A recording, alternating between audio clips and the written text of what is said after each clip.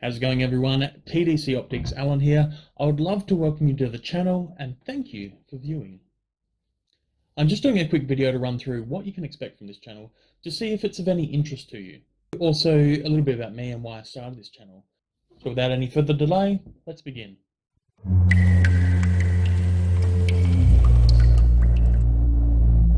So, TDC Optics is a page discussing and showcasing works relating to photography and cinematography with a specific focus on drone footage. Drones are an exciting technology that has become available to the general public in recent years, not only as a viable hobby for photography, but a vast range of other activities ranging from exploration to search and rescue, all the way to racing in competitive competitions.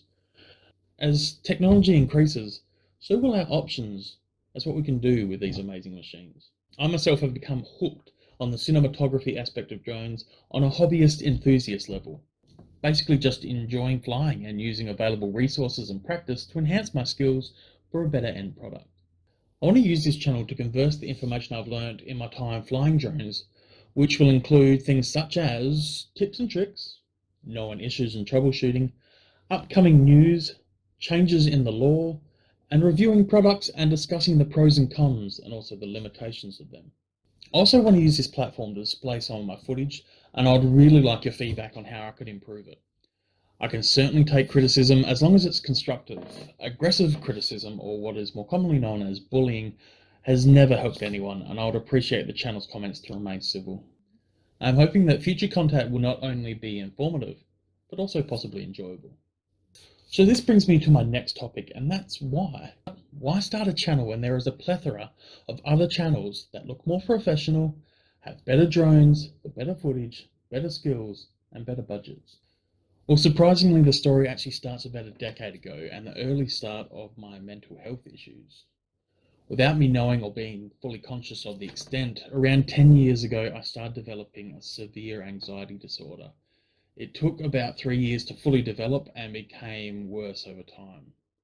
I didn't tell anyone because I was embarrassed about it and felt weak and like no one would actually understand or I would be judged.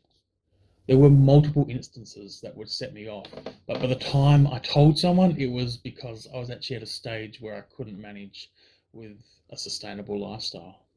The worst was actually the development of extreme agoraphobia, made worse that I actually suffered from extreme claustrophobia my whole life. It actually got to the point where I'd have a panic attack about walking down the street, and then would have a panic attack about being stuck inside. Yeah, that kind of level of mental fallout. It wasn't until I finally got some help and also seen a GP that I was diagnosed with a serious anxiety disorder and severe clinical depression. After some in-depth counseling, we discovered that what I was experiencing was a form of travel anxiety. Basically, in my mind, I have zones, some that are safe, challenging, and overwhelming. As to why it started happening and why some areas are safe and some are not, I haven't really got to the bottom of it.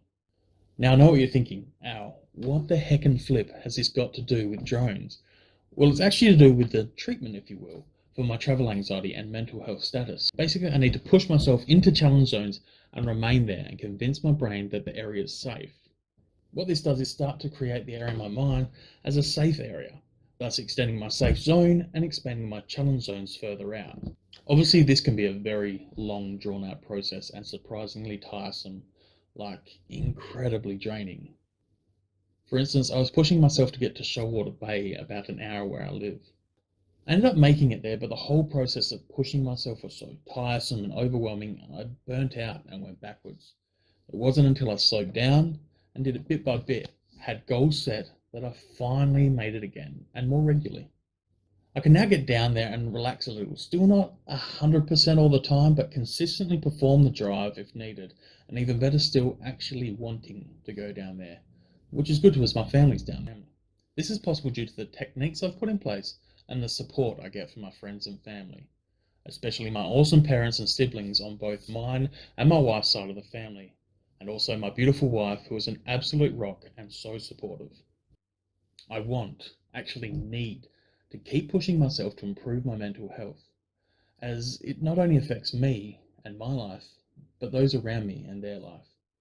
The most improvement I have seen in my condition has been in the last few years, and this is due to a few things. Not being so hard on yourself.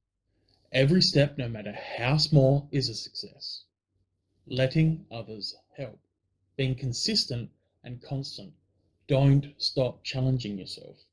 Enjoy the challenge. Focus on the end reward. Find something to enjoy about that last one is actually the main focus of this channel. A few months ago, my wife and I decided to commit to going to a location once a month to go for a walk or hike, get some drone footage or photography. Also once a month at minimum to go camping somewhere where we can get some photos and footage and hang out with friends and family and each other. Get away from the hustle of everyday life. This means that not only have I got a motive to push myself, to challenge my anxiety, I have a motive to get to the location, to get the footage of some really beautiful places. And that leads us to here, TDC Optics. A place where I can channel my hobby, challenge myself, share enjoyment with others, get feedback from my peers, enhance my skill set, and hopefully assist others with their drone abilities. Thanks everyone for watching. I'll upload a video real soon, probably some coastline footage as I'm heading down to the beach in a couple of weeks, and then down to Serpentine Falls. There's actually already a video of Serpentine Falls from last time I went, so give that a check out on the channel. I'm also hoping to get a really cool shot that I've wanted for a while, so hopefully I can get that up and you can see it on the channel soon.